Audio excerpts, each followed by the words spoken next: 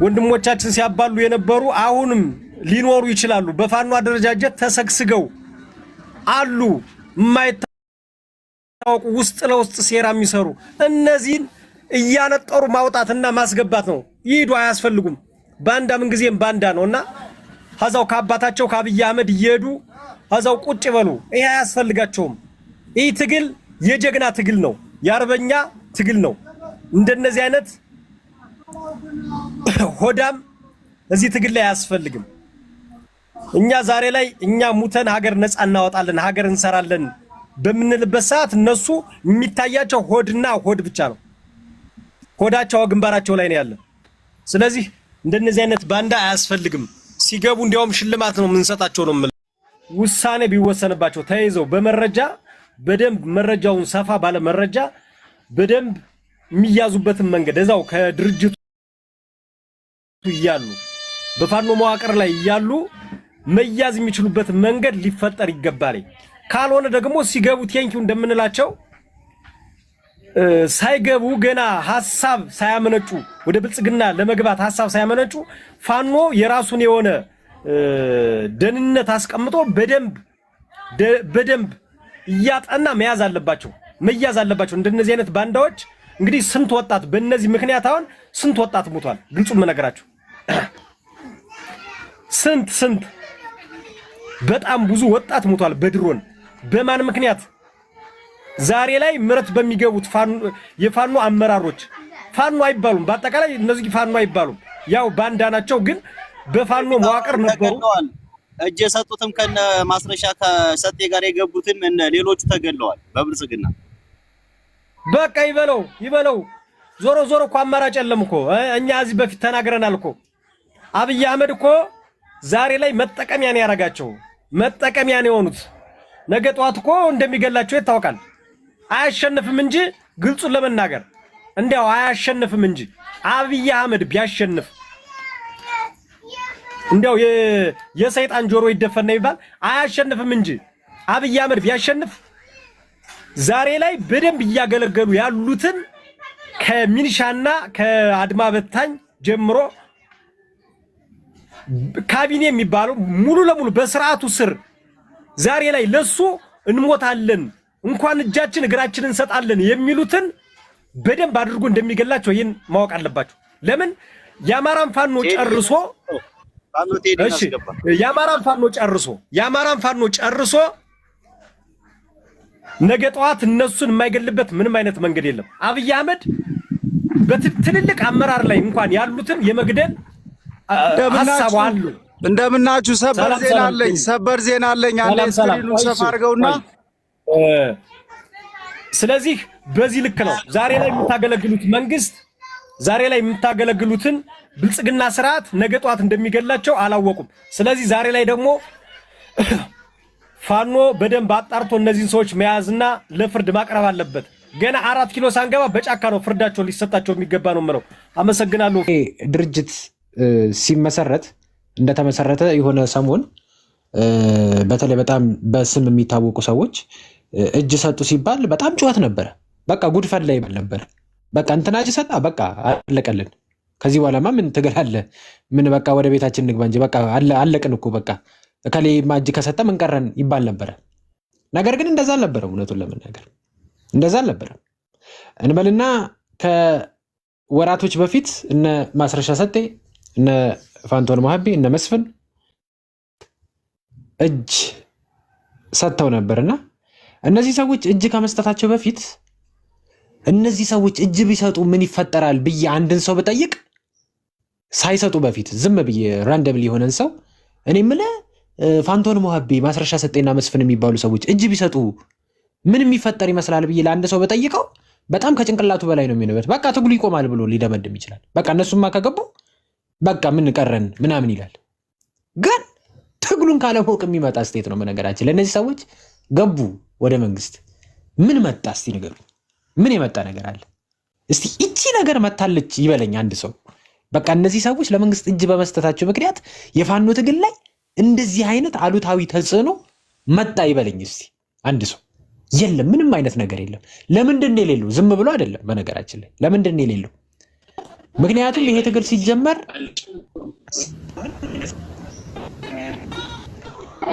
አይ ቲንክ ሚውት ማን ነው?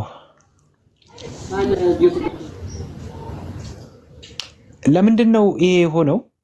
ለምንድን ነው አንድ ሰው ለምሳሌ እንዴ ከፍተኛ አመራሮች እጅ ከሰጡ እንዴት ትግሉ አልተጎዳም ብሎ አንድ ሰው ቢጠይቅ መልስ ሊመለስለት ይገባል። ምክንያቱም ይሄ ትግል ሲጀመር መሪዎች ቢከዱስ ተብሎ ተሰልቶ ነው የሚንቀሳቀሰው ፋኖ። እከሌ ቢከዳስ ምን ሆናለሁ የሚለውን ነገር አስበው አቅደው ነው የሚንቀሳቀሱት። ሁሉ እንትና ቢከዳስ፣ አበበ ቢከዳ፣ ከበደ ቢከዳ፣ አየለ ቢከዳ ምን መሆን አለበት የሚለው ነገር ተሰርቶ ነው እንጂ ያ ባይሰላ ኖሮ ግለሰብ ላይ የተንጠለጠለ ትግልማ ቢሆን ኖሮ ዛሬ አመራሮች በከዱ ቁጥር እንዳለ ተንኮታክቶ የፋኖ ትግል በነገራችን ላይ እስከዛሬ ታሪክ ነበር የሚሆነው። ግን እንደዛ አይደለም። የሆነ አመራር ቢከዳ የሆነ መሪ ይመጣል። ተኪ ምንድነው መተካተን ባህል ያደረገ ትግል ነው። ይሄ ማለት ዋጋ የላቸውም ሰዎቹ ምናምን ከሚል ሞቲቭ አይደለም የምናገረው። ሄዳ አልሄደ ምንም የሚያመጣው ነገር እያልኩኝ አይደለም። ነገር ግን በሱ መሄድና አለመሄድ የሚቀጥልና የማይቀጥል ትግል እንዳልሆነ እንድታውቁት ነው። ትላንት እዚህ ከሸዋ ጠቅላይ ግዛት አንድ ኮሎኔል ሄዷል። እስከዛሬ ላበረከተው ነገር እናመሰግነዋለን። እንግዲህ በተለያየ ነገር ምክንያት ሄዶ ሊሆን ይችላል። እንግዲህ የራሱ ምርጫ ነው። እንደው በዚሁ ላይ ይቅርታ ትሄድበታለህ። አንድ ነገር መናገር እንፈልገው እስከዛሬ ድረስ አሁን አንዳንዴ ይሄ እዚህ ትግል ጎን መቆም አለባችሁ ብለን ስናስብ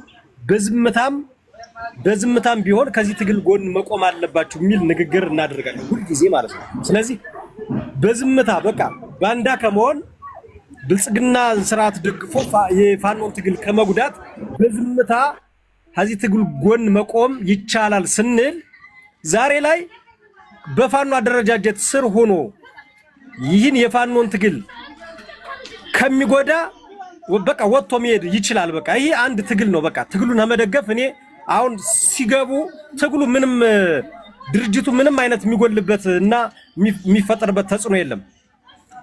ሲገባ እንደውም ትግሉን ደግፏል ነው የምለው። በቃ ለምን እዚህ ሆኖ ወንድሞቻችን ከሚነጣጥል ትግሉን ወደኋላ ከሚያስቀር ሐሳብ ከሚያመጣ ከተማ ገብቶ በሰላም ህይወቱን ቢኖር ይህን ትግል እኔ ደገፈ ነው እንጂ ከዚህ ትግል ላይ ምንም ተጽዕኖ መፍጠር አይችልም። እንዲያውም ትግሉን ደገፈ ብዬ ነው እኔ የማስበው። ለምን በቃ የተንኮላሸ ሐሳቡን ይዞ በፋኖ አደረጃጀት ከሚቀመጥ በአመራር ደረጃው ነው እንግዲህ እንደነ ኮሎኔል ሟባ ፈንታውን እንደነ ማን ነው ካፒቴን ማስረሻ ትግሉ ላይ ከፋኖ አደረጃጀት ቁጭ ብለው ትግሉን ከሚያምሱት ከሚበትኑት በቃ በሰላም ቢሄዱ ከተማ ቢገቡ ለኛ እንደውም ድርጅቱን ደገፉ፣ ለድርጅት ትልቅ አስተዋጽኦ አደረጉ ብዬ ነው የማስበው። በቃ ይሄን ነው ወንድሜ እንድትሄድበት ፈልጌ ነው። ቀርታ አይ ትክክል። እኔ እንደውም አንድ ጊዜም የዛሬ ሳምንት ይመስለኛል አሁን አንተ ያልከውን ኤግዛክትሊ ራሱን ነው ብዬ ተናገርኩት። በነገራችን ላይ ከዚህ በኋላም ብያለሁ። እኔ እንደውም በነገራችን መቀላውጥ ውስጥ ያላችሁ የፋኖ አባላት እዚህና እዛ ለመርገጥ ፍላጎት ያላችሁ የፋኖ አባላት እናንተ ብትሄዱ ብዬ ተናገራለሁ። ምንም የሚጎልበት ነገር የለም ድርጅቱ። በነገር በጣም ደስተኛ ነን። ወደ ብልጽግና ለመሄድ ፍላጎት ያለው አካል ካለ እኛ በጣም ደስተኛ ነን ብዬ ተናግሬያለሁ። በነገራችን አሁን አንዳንዱ አይ እንደዛ አይደለም ምናምን ነው አይደል እንዴ? በልምምጥ አይደለም የኔ ጌታ። በጣም ብዙ ሰው መስዋዕትነት እየከፈለበት ያሉ ትግል ነው።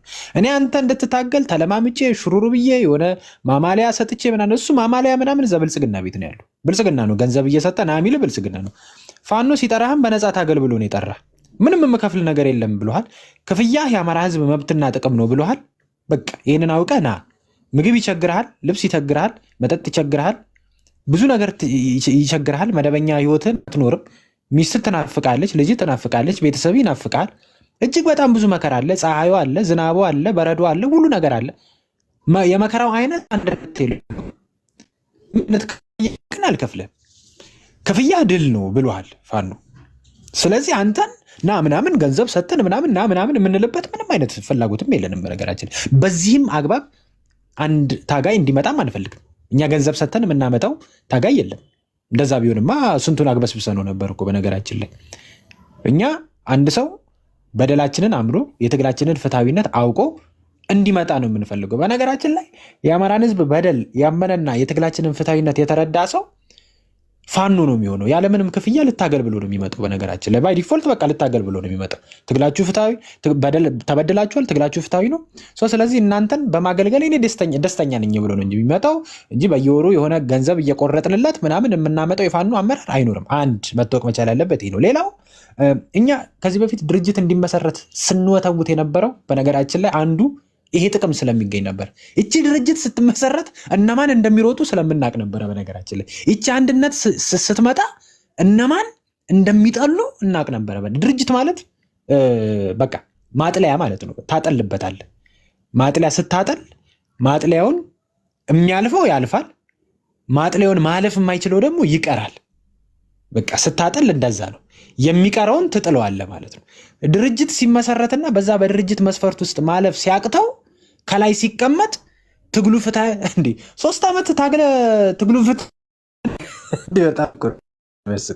በቃ ደከመኝና ሄድኩኝ ብትል እኮ ምንም ችግር የለውም እኮ እኛ አመስግነን እኮ እንሸኛለን። በቃ እስከዛሬ ታግለሃል፣ እስከዛሬ ፀሐይ መጥቷል፣ እስከዛሬ ያለውን ነገር ችላል፣ ዛሬ ደከመኝ ብላል። በቃ እንዴት ደከመኝ ትላለህ እኮ እንኳን ማለት የለም። እንዴት ደከመኝ ትላለህ ብሎ አንተ እና የሚሳለቅ የለ። በቃ እኔ ደከመኝ አሁን ልረፍ፣ ከዚህ በኋላ መቀጠል አልችልም ብትል ሁላችንም ደስተኛ ነን። ይችል ለማለት ግን ወጥተህ ትግሉን ሊሸጡት ሲሉ ደርሼበት ነው እጅ ሰጥቶት ተራ የጻል ልጅ ጨዋታ መጫወት ግን አግባብ አይደለም። ከዚህ በኋላም አንዲት መልእክት ላስተላልፍና እኔ ንግግሬን ልቋጭ። እንዳልክ ወደ መንግስት የገባችሁ ሰዎች ቢያንስ ድርብርብ ቅሌት ውስጥ ባትገቡ የሚል ምክር አለኝ እኔ። በነገራችን ላይ ድርብርብ ቅሌት ውስጥ ባትገቡ መካዳችሁ አንድ ነገር ሆኖ ሳለ ቢያንስ እኮ ኒውትራል ሆኖ መቀመጥ ይቻላል እኮ። መደበኛ ህይወትን ኑር ሂድና በየሚዲያውን ያው ፋንቶን ማቢ በጣም ያሳዝኑኛል። በቃ ይወጡና እዛች መከረኛ ቲቪ ላይ ሄደው ማቁቱን ፖለቲካ ያስፈተፍቷቸዋል። በነገራችን ላይ ምንም አንዳንዴ ምን እንደሚወሩ ራሱ ግራ ገብቷቸው አፋቸው እስከሚስተሳሰር ድረስ አንዴ እንደውም ምን ሲሉ ሰማቸው እንኳን እጄን እግሬንም እሰጣለሁ ብለው ተናገሩት። አሚኮ ላይ ጠይቋቸው በጣም ነበር ያሳቀኝ ነው ማረብን። በቃ እንደዚህ እስከምትደናበር ድረስ ምንም እኮ አያስፈልግም። በቃ እጅ ሰጣህ አይደለ በቃ ቤት ኑር፣ ከሚስት ጋር አብረህ ኑር እና ቢያንስ እጅ ከመስጠታችሁም በላይ እየወጣችሁ ባትቀባጥሩ የሚል መልእክት ለማስተላለፍ ነው። እንዳልክ ቴንኪው ሳሚ። እናመሰግናለን ወንድም አለም። ምንድነው እንግዲህ እኔ እነዚህ አመራር ነን ሚውት አድርጉ፣ የምትገቡ ልጆች ሚውት አድርጉ። በአመራር ደረጃ በፋኖ አደረጃጀት በአመራር ደረጃ ቁጭ ብለው ወደ መንግስት ሲገቡ እኔ እንግዲህ በሁለት መንገድ ነው የምትይዘው። እዚህ ጋር በባንዳነት ቆይተው ፋኖን ሲከፋፍሉ የነበሩ ባንዳዎች ናቸው። ግን እዚህ ጋር ቁጭ ሲሉ የሚቀመጡ ወደ መንግስት ሲገቡ ለኔ እንዲያውም በጣም ትልቅ ጥቅም አለው ብዬ ነው የማስበው። በጣም ትልቅ ጥቅም አለው። በቃ እዚህ ጋር ቁጭ ብለው ወንድሞቻችን ከሚያባሉ ትግሉ ወደፊት እንዳይሄድ ከሚያደርጉብነ ወደ ከተማ ገብተው ሀዛው መንግስት ባንዳ እንዲሆን ወዛው ቁጭ ብለው የአብይ አህመድ ምንጣፍ ጠራጊ መቀመጫውን አጽጂ ቢሆኑ ይሻላል። እዛው ይቀመጡ፣ አያስፈልጉም። ስለዚህ በአንድም በሁለት መንገድ ነው ማሰብ ያለባችሁ። ዛሬ ላይ ባላቸው የፋኖ ሁኔታ ላይ ትልቅ አመራር ትልቅ ስልጣን ተሰጥቷቸው ሊሆን ይችላል። ከእዝም ሊሆን ይችላሉ፣ ከኮርም ከክፍለ ጦር ሲገቡ ግን በጣም ነው ደስ የሚለኝ። በቃ እዚህ ቁጭ ብሎ ስለማይጠቅሙ ማለት ነው። ስለዚህ አሁን እዚህ በኋላ እንዲያውም እነሱን መውቀስ የለብንም። ወደ መንግስት የሚገባውን በፋኖ አደረጃጀት የነበረ አባልም ይሁን አመራር እንዲያውም እዚህ በኋላ ልናደንቀው ነው የሚገባ። ለምን ትግሉን እየደገፈልን ነው። በቃ ወደ መንግስት እጁን አንስቷል። ከፋኖ እጁን አንስቶ በቃ ሂዷል። እዚህ ጋር ቁጭ ብሎ እዚህ ቢቀመጥ እኮ በጣም ብዙ ወንድሞቻችን ያባላል፣ ያጋድላል። ስለዚህ ወደ መንግስት ሲሄድ እንዲያውም ልንደግፈው ልናበረታታው ሁሉ ይገባል የሚል ሐሳብ ነው ያለኝ።